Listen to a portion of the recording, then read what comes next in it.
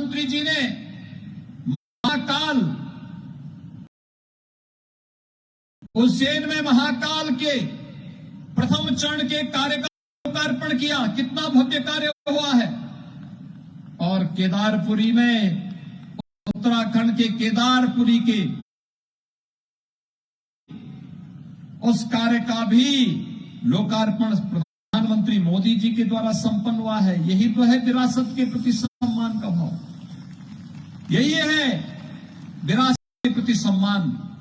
और विरासत के प्रति सम्मान को आगे बढ़ाने के लिए आज भारत के अंदर युद्ध स्तर पर एक और अपने स्वतंत्रता संग्राम सेनानियों के प्रति सम्मान का भाव है। आजादी के उन सभी नायकों को सम्मान दिया जा रहा है। देश की सीमाओं पर भारत की सुरक्षा करने वाले अपने सैनिकों के प्रति कृतज्ञता ज्ञापित करते हुए उन्हें सम्मान दिया जा रहा है। दूसरी तरफ अपनी आस्था के केंद्रों को संवारने, सजाने और भारत की आस्था को सम्मान देने का कार्य हो रहा है। तो वही भारत के अंदर हर नौजवान के हाथ को कार्य मिल सके। मिशन रोजगार, हर नौजवान को रोजगार के साथ जोड़ने के लिए कहीं अग्निपथ की योजना प्रारंभ हुई है, कहीं पे नौकरियों की एक लंबी श्रृंखला निकली है। 10 लाख अग्निवीर निकलने हैं। अग्निवीर 10 लाख और 10 लाख अग्निवीरों की भर्ती के साथ 10 लाख नए अन्य नौकरियां सरकारी मिलनी है। भाइयों बहनों, क्या ये सब कांग्रेस के समय हो पाता? कांग्रेस कर पाती? ये कांग्रेस नहीं कर पाती। कांग्रेस अगर कर पाती तो जनता ने, देश की जनता जनार्दन ने तो उनको पूरा अवसर दिया था, पूरा अवसर दिया था। लेकिन कांग्रेस के एजेंडे में विकास नहीं है। कांग्रेस के एजेंडे में विरासत का सम्मान नहीं है। कांग्रेस के एजेंडे में सेनाओं का सम्मान भी नहीं है। कांग्रेस के एजेंडे में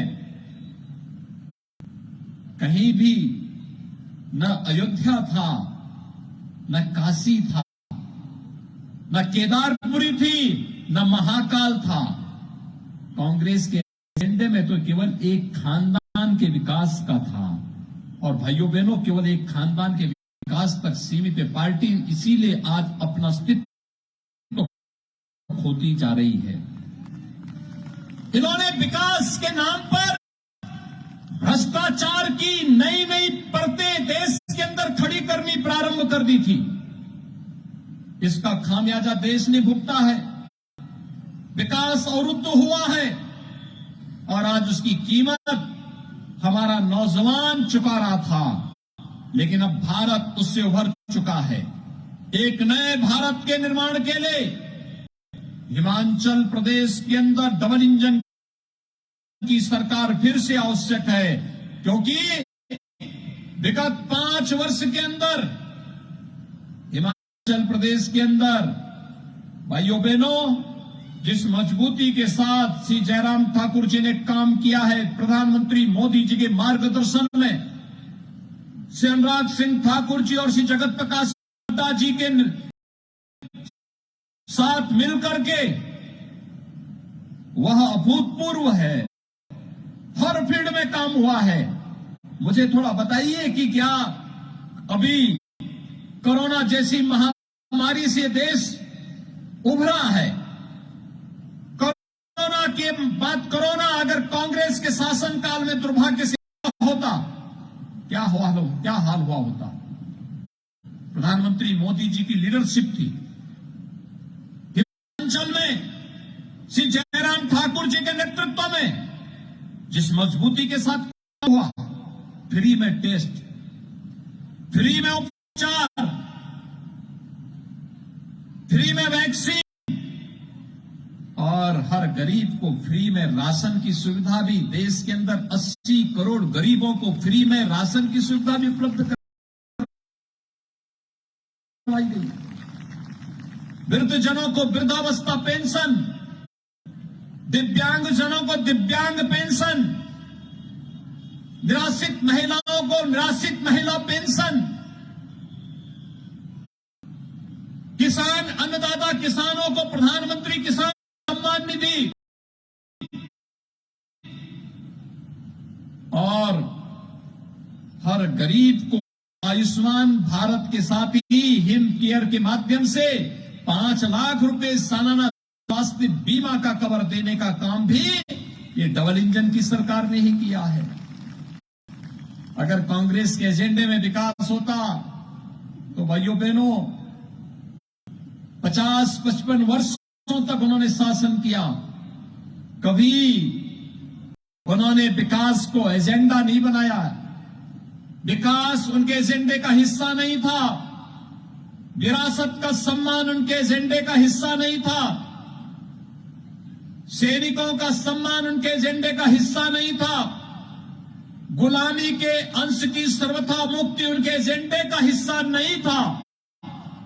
वे कभी इसको अपना एजेंडा नहीं बना पाए और इसलिए भाइयों बहनों हिमाचल के विकास की यात्रा बुलेट ट्रेन की तरह तेजी के साथ आगे बढ़ती रहे। इसके लिए आवश्यक है देश का यह शांत क्षेत्र, कितना शांति है, प्रकृति की गोद में आकर के ऐसा लगता है जैसे साथ साथ देवात्मा के साथ हमारा साक्षात्कार हो रहा हो। और हिमाचल के अंदर इस प्रकार की अनुभूति हम सबको होते हुए दिखाई देती है। यह साक्षात्कार शांति के माहौल में ही संभव है, अन्यथा नीचे से माफिया और प्रकृति के तत्व पर घुसेंगे।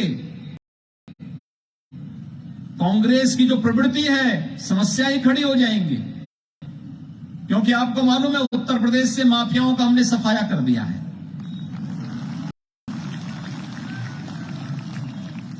उनका राम नाम सत्य है हो चुका है, उत्तर प्रदेश से गायब। तो कहीं तो ठोर ठिकाना ढूंढ रहे होंगे, कहीं तो ढूंढ रहे होंगे ना। तो इसलिए हिमाचल प्रदेश को सुरक्षित रखने के लिए, हिमाचल के विकास को तेज गति देने के लिए, हिमाचल के नौजवानों के लिए और विकास की इस गति को स्वास्थ्य के क्षेत्र में, ग्रामीण विकास के क्षेत्र में, शिक्षा के क्षेत्र में, रोजगार के लिए, माताओं बहनों के सम्मान स्वावलंबन के लिए डबल इंजन की सरकार फिर से बननी चाहिए। और डबल इंजन की सरकार के लिए आवश्यक है श्रीमती माया शर्मा जी का यहां से विधायक बनना आवश्यक भी है। पिछली बार भाइयों बहनों चूक हो गई थी तो विकास में पिछड़ गए, ऐसी चूक तो नहीं होगी ना, ऐसी चूक तो नहीं होगी। संकल्प है ना, तो फिर हम लोग ये मान करके चल ले कि 12 नवंबर को जब इलेक्शन होंगे तो 12 नवंबर के इस इलेक्शन में हर जगह कमल का फूल ही नजर आएगा, सभी लोगों को नजर आएगा। सभी लोग इस संकल्प के साथ कार्य करेंगे। भाइयों बहनों एक पहाड़ी क्षेत्र है, आप देख रहे होंगे मुझे आने में लेट हो गया, 45 मिनट सड़क मार्ग से आया हूं। मैं प्रातःकाल लखनऊ से चला था और आकर के समय पे आ गया, लेकिन आने पर तो स्वाभाविक रूप से प्रत्याशी चुनाव के दौरान हर घर नहीं जा पाएगी। आप सबको माला शर्मा बनना पड़ेगा, माला शर्मा का प्रतिनिधि बनना पड़ेगा, घर घर जाकर के एक एक मतदाता को मतदान करने के लिए प्रेरित करना पड़ेगा और कमल चुनाव चिन्ह पर भारतीय जनता पार्टी की सुयोग्य प्रत्याशी को विजयी बनाने के इस अभियान के साथ जुड़ना पड़ेगा। आप सभी सहमत हैं? सब लोग सहमत हैं? तो मेरे साथ बोलेंगे भारत माता की, भारत माता की जय जय श्री राम। धन्यवाद सर। योगी जी को जय श्री राम। योगी जी को जय श्री राम।